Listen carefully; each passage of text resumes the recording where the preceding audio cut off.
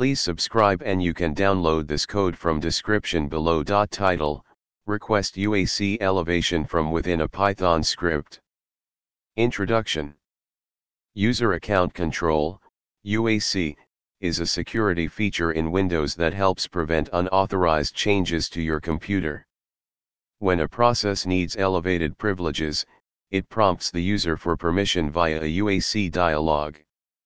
In this tutorial, we'll explore how to request UAC elevation from within a Python script using the types library to call the Windows API. This can be useful when you want to run a script with administrator privileges. Prerequisites.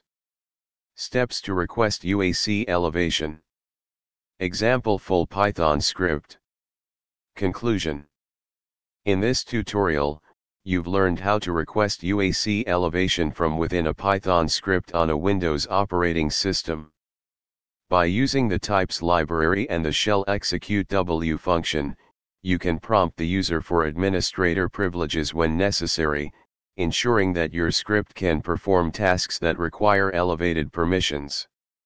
ChatGPT.